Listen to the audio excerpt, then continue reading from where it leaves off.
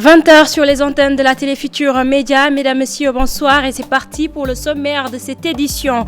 Corruption à l'IAF, grave révélation du journal Le Monde sur l'enquête. Lamine Diack aurait avoué avoir fermé les yeux sur le dopage des athlètes russes en échange d'1 500 000 € de la part de la Fédération russe d'athlétisme. L'argent aurait financé la campagne électorale du candidat Macky Sall en 2012.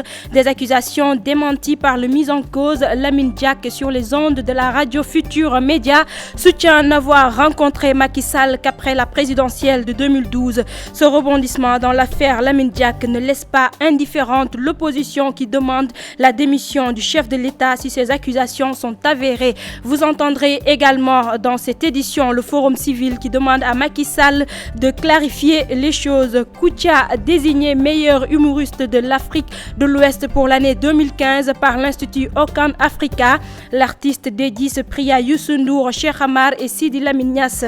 Et puis en fin d'édition, le dossier culture qui s'intéresse au cinéma sénégalais avec l'avènement du numérique. Voilà pour les titres, le développement, c'est tout de suite.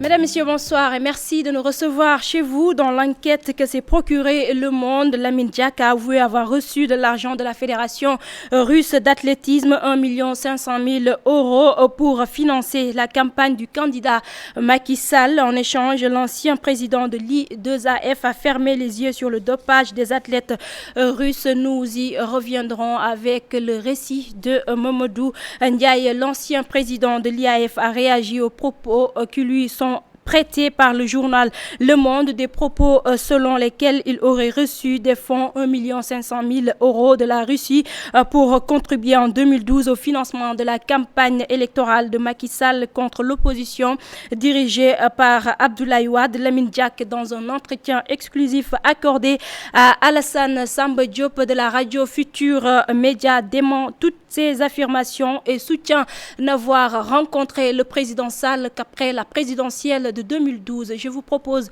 de l'écouter. Du tout, mais je n'ai pas de campagne de personne. À plus forte raison du président Macky Sall. Je vous ai dit, Mme Macky Sall, je ne l'ai vu qu'après sa victoire. Je ne l'ai pas vu avant. Je l'ai vu ici quand il est venu me dire il faut que je sois le candidat pour faire la transition. Je lui ai dit oui, c'est possible si vous faites un consensus. Je vais bien abandonner Monaco et venir tenter une transition de 3 ans.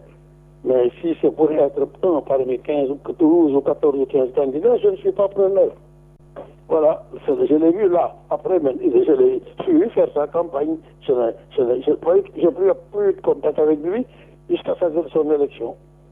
Je vous le disais tout de suite dans l'enquête que s'est procuré Le Monde. Lamine Diack a avoué avoir reçu de l'argent de la Fédération russe d'athlétisme pour financer la campagne du candidat Macky Sall lors de la présidentielle de 2012. En échange, l'ancien président de l'I2AF a fermé les yeux sur le dopage des athlètes russes. Là-dessus, nous allons écouter le récit de Mamadou Ndiaye. Le journal français Le Monde s'est procuré les déclarations de Lamine Diack, ancien président de la Fédération internationale mise en examen pour corruption. L'article cite Lamine Diack en ces termes. Je vous ai dit qu'il fallait gagner à cette période la bataille de Dakar, c'est-à-dire renverser le pouvoir en place. Des propos pour expliquer comment l'ancien président de l'I2AF a reçu de l'argent de la part de la Fédération russe d'athlétisme à des fins politiques. Des propos pour expliquer comment l'ancien président de l'I2AF a reçu de l'argent de la part de la Fédération russe d'athlétisme à des fins politiques. Le journal Le Monde cite une nouvelle fois Lamine Diack. Il fallait pour cela financer notamment le déplacement des jeunes afin de battre campagne, sensibiliser les gens à la citoyenneté. J'avais donc besoin du financement pour louer les véhicules, des salles et les meetings. Contacté par le journal Le Monde, la présidence sénégalaise dément ces affirmations. El Hadj Kassé déclare que son candidat d'alors n'avait reçu aucun financement de Lamine Diack et a fortiori de la Russie. El Hadj Kassé d'ajouter notre campagne, nous l'avons financée à partir de nos propres ressources. Nous n'avons pas mené une campagne à l'américaine, a-t-il conclu en substance. À 82 ans, Lamine Diack a dirigé plus de 15 ans à la tête de l'I2AF. L'étau se resserre autour de lui avec cette affaire qui prend une autre tournure. Affaire Lamine Diack, toujours, la Fédération nationale des cadres libéraux demande la démission du président Macky Sall. Si les propos prêtés à l'ancien président de l'IAAF sont avérés, le pouvoir de Macky Sall serait alors mal acquis. Nous allons écouter Cheikh Tidiane Seck, il est au micro de Ibrahima Kane. S'il s'avère vrai que Macky Sall, la campagne de Macky Sall a été financée par Lamine Diack, nous pensons qu'aujourd'hui, au Sénégal, nous avons un gouvernement mal acquis. Nous avons un gouvernement qui a été élu par l'argent du dopage. Nous avons un gouvernement qui a été élu par un complot international. Et aujourd'hui, c'est la crédibilité même du président de la République qui est en jeu. C'est pourquoi la Fédération nationale des cadres libéraux en a tiré la conclusion que le peuple sénégalais lui-même devrait en tirer, à savoir, s'il s'avère encore une fois vrai que Lamine Diack a financé la campagne de Macky Sall, il faudrait que Macky Sall lui-même, en tant que président de la République, se mette à la disposition de la justice pour justifier ses fonds. Et c'est pourquoi la FNCL demande sa démission, encore une fois, pour qu'il se mette devant la justice. Financement de la campagne électorale du candidat Macky Sall par la Russie. Les révélations, même si elles sont avérées, ne peuvent ternir l'image du Sénégal. C'est du moins l'avis de Abdoulaye Wilane. Le socialiste estime qu'il sera difficile de prouver ces accusations. Il est au micro de Pape Faraning Younous Diatta. Je ne pense pas que le bruit, le tollé suscité par les informations publiées par le Monde FR puisse ternir l'image du Sénégal. Poutine aurait été généreux avec ce dernier, qui en retour l'a été avec d'autres hommes politiques. Ça, c'est leur affaire, dans la mesure où il est toujours difficile d'en apporter la preuve. Je fais partie de ceux qui pensent que Lamine Diack n'a pas fait d'aveu. Il a donné de nouvelles informations. Parce qu'il aurait dit que parce qu'il était pressenti ou envisagé qu'il soit candidat, il a été aidé par un ami qui se trouvait être un chef d'État et que n'ayant pas été candidat, il a pensé que ceux qui portaient les mêmes combats que lui méritaient d'être appuyés. Je ne sais pas la part de vérité qu'il y a là-bas, parce que ça, c'est seul Dieu sait. Parce que là, il est difficile d'illustrer ça ou de prouver ça. Ce que je peux dire, c'est que pour moi, Lamine Diack reste seigneurial. Le Forum civil demande au président Macky Sall de clarifier l'opinion suite aux accusations prêtées à Lamine Diack par le journal Le Monde. Birahim Seck propose la mise en place d'une loi sur le financement des partis politiques au Sénégal. Chérif Dia, Mohamed Dian. Il appartiendra non seulement au président Lamine Diack, dans un premier temps, d'apporter les preuves de son allégation, mais également il appartiendra au président actuel, l'ancien candidat Macky Sall, d'édifier les Sénégalais sur la véracité également de ces faits. Nous, ce qu'on nous demande tout simplement au niveau du Forum civil, que l'une ou l'autre partie, le camp du pouvoir, sort les preuves que leur campagne n'a pas été financée à partir de cet argent dont fait allusion le président Lamine Diack, mais également le président Lamine Diack puisse sortir la traçabilité de cette somme dont il fait allusion. C'est par rapport à ce que le Forum civil a toujours dit, c'est-à-dire le financement des partis politiques. Cette histoire révèle qu'il y a toujours une possibilité pour des terroristes, pour des blanchisseurs d'argent, pour des criminels de façon globale, de pouvoir financer des candidats dans tel ou tel pays, spécifiquement le Sénégal, pour s'emparer du pouvoir. Donc cela montre que c'est une menace pour la démocratie sénégalaise. Cela montre également que c'est une menace pour le vote même des citoyens. C'est également une menace pour la liberté. Aminata Touré, ancienne directrice de cabinet du candidat Macky Sall, dit être formelle et catégorique. Selon elle, le candidat Macky Sall n'a reçu aucun soutien financier ni matériel de M. Lamine Diack pour l'élection présidentielle de 2012, a-t-elle fait savoir à travers un communiqué. Et puis nous parlons de tout à fait autre chose. Abbas Jaber n'est plus le concessionnaire de Transrail. L'État a résilié le contrat et lui donne un délai de 90 jours pour pour quitter. Les travailleurs ont tenu une assemblée générale plutôt et crient au complot. Selon eux, la décision a été prise sans concertation avec les cheminots. Transrail va vers des difficultés, estime-t-il. C'est une correspondance de Cheikh Anta Diop Seylatir. Le repreneur de Transrail, Abbas Jaber, plie bagage et quitte le rail sous pression de l'État du Sénégal. On pouvait éviter ce genre de situation parce qu'on va débourser beaucoup d'argent au niveau des pays, au niveau du trésor public. Je crois que c'est notre argent pour dédommager le concessionnaire. Mais ce qui est extrêmement grave, c'est qu'effectivement, nous, si on ne fait pas gaffe, on va s'arrêter. L'Union des travailleurs de Transrail crie au complot et prédit des jours sombres pour cette entreprise. Selon Madjodia Diagne, le secrétaire général de Satrail, Transrail va inévitablement vers des difficultés si l'on y prend garde. Parce que le concessionnaire actuel dans le système du fait de Prince a 90 jours pour pouvoir préparer sa sortie. Et les premières conséquences n'ont pas attendu. Plus de 400 travailleurs n'ont jusqu'à présent reçu leur salaire.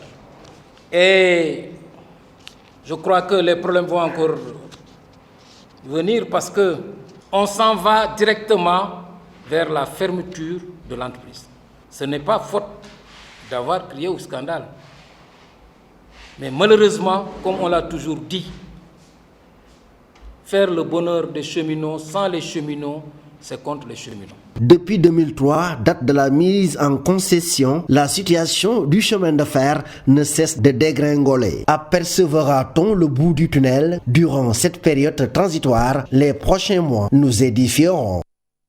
Exploitation des phosphates de Matam après 8 mois d'extraction, le réseau des parlementaires pour la bonne gouvernance des ressources minières à la rencontre des sociétés installées à la mine de Ndendori, une visite durant laquelle la mise en œuvre du plan social minier a été au centre des préoccupations. C'est une correspondance de Ali Bandelian. 9 mois après le début de l'exploitation des phosphates, des parlementaires du réseau pour la bonne gouvernance des ressources minières se trouvent à Matam. Une visite qui a permis aux députés de s'enquérir de l'état d'avancement des travaux, mais surtout de celui du plan social minier. Effectivement, nous avons pu vérifier d'abord les installations, les investissements conséquents, assez conséquents qui ont été faits. Nous avons espoir que ce sera une dynamique d'une valeur ajoutée économique dans ce département. Nous avons espoir également que des emplois seront créés vu le plan de progression et de développement de cette entreprise. Nous avons aujourd'hui l'honneur de visiter les installations de la SOMIVA. Vraiment, nous sommes très satisfaits. Nous avons pu entretenir également avec le staff qui nous a donné un plan de développement. Nous avons espoir également que dans un futur proche, que les populations auront à bénéficier des retombées économiques de cette société-là. Aux nombreuses interpellations des élus sur les 2 unités qui extraient les phosphates depuis quelque temps, Mamadou Lamine Diallo a tenu à faire la précision. Il y a un problème d'information et nous avons mieux compris ça en venant ici sur le terrain. La SOMIVA est une grande entreprise minière en réalité qui a une concession minière sur 20 ans. Donc c'est l'équivalent de GCO pour le zircon ou Sabodala pour l'or. Après seulement 9 mois d'existence, la SOMIVA est en train de boucler la première phase de la génération des infrastructures retenues dans la zone minière entre Ndendori, Hunare et Horkadjere. Également que les élus puissent se déplacer pour venir constater de visu ce qui est en train de se faire au niveau de la ville. Aussi rassurer les populations sur le fait que la composante sociale est intégrée parce que nous avons la certitude qu'un projet de cette envergure ne peut pas marcher si les populations ne se l'approprient pas. Une première étape marquée par des visites des installations de la société minière en attendant le forum qui sera la tribune à travers laquelle les populations auront bien leur mot à dire. Une énième distinction pour l'artiste Kouthia. Cette fois-ci, c'est l'Institut Okan Africa qui le consacre meilleur humoriste de l'Afrique de l'Ouest pour l'année 2015. Kouthia, qui dédie ce prix à Youssou N'Dour, Cheikh Amar et Sidi Lamine Niasse, déclare que c'est un challenge. Il n'exclut pas de se produire dans la sous-région. Ses propos sont recueillis par Adi Atala. Je suis vraiment touché quand j'ai entendu la nouvelle parce que vraiment je n'y m'attendais pas pour l'instant parce que je pensais que ce que je fais intéresse que les Sénégalais, mais j'ai vu qu'avec la consécration que j'ai eue, c'est non seulement les Sénégalais mais aussi les étrangers qui vivent parmi nous et qui sont dans d'autres pays, des Ivoiriens, des Béninois, des Congolais, des Nigériens, des Tchadiens qui ont vu que ce comédien sénégalais qui est en train d'imiter des chefs d'État de leur pays, il est temps de regarder ce que ce comédien est en train de dire, de commencer à intéresser de mon art que je fais. Désormais, je vais continuer à parler français, utiliser l'anglais, parce que vous savez que l'Afrique, il y a des parties où on parle français, on parle l'anglais. Aussi, on envisage de faire des tournées africaines et des tournées européennes et des tournées vers l'Amérique. Je dis ça à mes deux patrons, qui sont Youssou N'Dour et Cheikh Amar. C'est des gens qui ont vraiment investi pour vraiment mieux améliorer le monde médiatique sénégalais. Donc, vous voyez que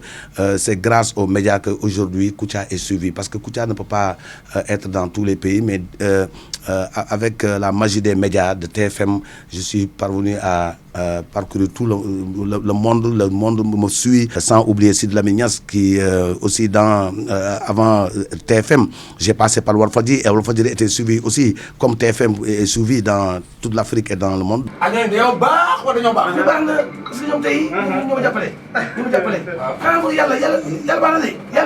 Préparatif du Gamou de Tivaouane, une occasion pour les daïras d'échanger sur les enseignements d'El Hadj Malick Sy et pour la visibilité de leurs actions. Ces daïras sont souvent sur les réseaux sociaux. Le sens de ce grand événement religieux, l'apport des daïras, c'est dans ce reportage signé Maïmouna Ndiaye Diafaraba. Le Mawlud célébrant la naissance du prophète Mohammed est un événement religieux très attendu, des moments de recueillement et de partage pour les fidèles. À la Zawiya El Hadj Malick Sy, l'heure est aux préparatifs, occasion pour rappeler le sens de cet événement. El Hadj Malick Sy ne se fatiguait jamais à faire des éloges du prophète Mohammed, paix et salut sur lui. Même pour bien pratiquer la religion, nous ne pouvons pas nous en passer de ses écrits. Nous, Tidjanes, nous suivons à la lettre les recommandations de Maodo.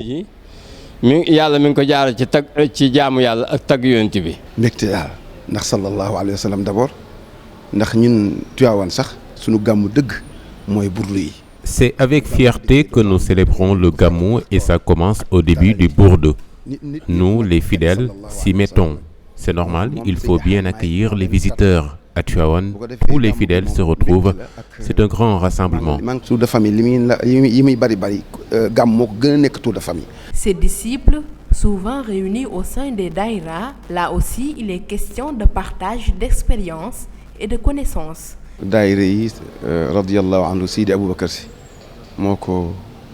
Les daïras, c'est l'œuvre de Seydi Ababakar Sy et il fallait tout simplement que les talibés se donnent rendez-vous à Tivaouane pour échanger sur les enseignements de Maodo. Ce sont des personnes qui ont la même conviction.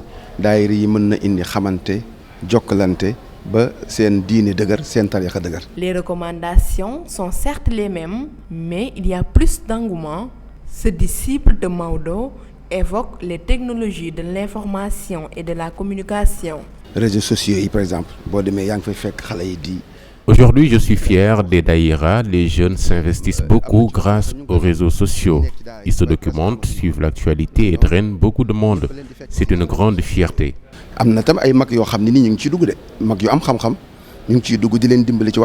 Tous les chemins mènent à la ville sainte.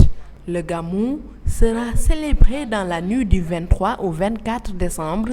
Les talibés sont au cœur des préparatifs. Les chefs d'État de la CEDEAO en phase pour l'interdiction de la burqa, une décision diversement appréciée par les citoyens rencontrés. Ils estiment que l'institution fait de son mieux pour répondre à ses obligations. La communauté économique des États de l'Afrique de l'Ouest célèbre ses 40 ans d'existence. Reportage à la Sanba. Suite à la volonté d'interdire le voile intégral, cette décision prônée par les chefs d'État de la CEDEAO, ce doctorant en droit privé comme ce ressortissant togolais ont leur avis. Par rapport à cette décision, je pense qu'elle est un peu beaucoup plus stricte, et beaucoup plus stricte surtout pour les musulmans, les musulmans pratiquants. Et je pense que parmi les musulmans, ce ne sont pas tous les musulmans qui sont des terroristes, il y a des musulmans honnêtes. C'est un choix dans la vie, c'est un choix que tout musulman ou bien tout musulman pratiquant peut essayer de faire dans la mesure où tout le monde, chacun est libre de s'exprimer tant sur le plan spirituel, sur le plan vestimentaire. Il est vrai que compte tenu de la sécurité de nos biens et des personnes, il est vrai que nous devons revoir nos comportements de s'habiller. Et je crois que c'est sensible, c'est un peu compliqué, mais les chefs d'État ont tout raison de vouloir se pencher sur la question afin de trouver des voies des émoins. La communauté économique des États de l'Afrique de l'Ouest, une institution au rôle multiple, pour nos interlocuteurs, elle fait de son mieux pour répondre à ses obligations. Je pense que la CEDEAO essaie de jouer son rôle de parrain de la sous-région et essaie d'intervenir en cas de crise dans les pays de la sous-région. Je pense que la CEDEAO fait de son mieux et les présidents, tant sur le plan de leur expérience et sur le plan de leurs compétences, je pense. Elle joue un rôle d'alerte, un rôle de veille, un rôle surtout d'intervention en cas de rupture de l'égalité constitutionnelle. On peut récemment citer le cas du Burkina Faso, où la CEDEAO a promptement réagi face au coup d'État du général Diendéré et que nous sommes parvenus au rétablissement de l'ordre constitutionnel sous la houlette du président Macky Sall et de ses pairs africains. Le vouloir en tout cas communier, en tout cas dans la théorie, c'est ce qu'on nous dit. Maintenant, en pratique, on sait que ça fait défaut. Il y a ce qu'on appelle en tout cas une dichotomie parfaite entre ce qu'ils nous disent dans la théorie de comment la CEDEAO devrait fonctionner, quelles sont ses ambitions. Moi je pense que c'est une organisation à préserver. D'ailleurs il paraît qu'ils veulent une monnaie unique, commune, en dehors du franc français. Moi je pense que je suis tout à fait d'accord. Au sommet d'Abuja, tenu les 16 et 17 décembre, le terrorisme et le port du voile intégral étaient au cœur des débats. L'institution sous-régionale célèbre ses 40 ans d'existence. Reste à voir si l'idée émise sur l'interdiction du voile intégral sera appliquée. Alassane Ba, merci. À présent, le dossier culture du jour qui s'intéresse au cinéma sénégalais avec une confrontation des différentes générations de réalisateurs. À chaque génération, son époque, ses sujets de prédilection, sans oublier les tendances. Mais avec l'avènement du numérique, tout change, nous dit Ibrahima Diouf. En parlant du cinéma au Sénégal, l'on peut citer des générations de réalisateurs. Tous partagent une même passion pour le 7e art, même si les touches diffèrent au fil des temps. Nous sommes la génération après les indépendances, même après les indépendances, eux ils étaient confrontés à un problème de vécu, de reconnaissance, de reconnaissance et de patriotisme et d'engagement. Nous avons une émergence de jeunes cinéastes depuis les années 2000 à la jeunesse du numérique. Malheureusement, il se trouve que beaucoup ont une déficience de formation. Mais nous avons trouvé qu'ils ont vraiment visité ces thématiques et nous devions apporter autre chose, ce que nous vivons aujourd'hui. Il y a beaucoup de thématiques qui nous engagent. Les messages ont évolué certes, mais certaines préoccupations demeurent. Le message, c'est d'avoir une image sénégalaise. Partant de ça, nous aurons un public sénégalais. Le message maintenant est plus trait à l'économie, à le bien-être. C'est ce qui nous engage maintenant. Le message que j'ai à dire toujours pour les jeunes, c'est d'avoir un regard en arrière, de voir ce que les anciens ont fait et de faire plus. Des réalisateurs de cinéma reconnus par les pairs, on en compte beaucoup au Sénégal. Et pourtant, le défi de la productivité reste entier. Je crois que le blocage, c'est purement financier et économique. Parce qu'au Sénégal, il n'y a pas de producteurs. Si je veux dire, il y a quelques maisons de production qui essaient de faire le tout pour faire ici la production à un bon niveau. L'État, au fil des années, a eu à faire beaucoup d'efforts. La preuve, il y a eu tellement de sociétés de production qui ont eu à financer. Depuis les années 1970, la SIDEC en est une preuve, la SNC, la SNPC et le FOSIC. Et aujourd'hui, nous avons le FOPICA. Mais en général, un pays, lorsque la jeunesse grandit, qu'il y a une dynamique des jeunes, vraiment les gens ont besoin de s'exprimer. Et la plupart, on le fait à travers les films. Il y a des efforts qui se font dans le privé, dans les universités, c'est bien, mais l'État doit prendre la pleine mesure de mettre en chantier, pourquoi pas, un institut national des métiers du cinéma et de l'audiovisuel pour vraiment former aux divers métiers de la cinématographie et de l'audiovisuel. Le cinéma sénégalais, qui a connu son âge d'or dans les années 70, a besoin d'un coup de pouce pour rebondir. Les initiatives se multiplient dans ce sens. Les réalisateurs sénégalais veulent retrouver en masse les plus grands podiums du 7e art international. Voilà, cet élément met fin à cette édition. Merci de l'avoir suivi. L'info revient à 0h avec le tout en images.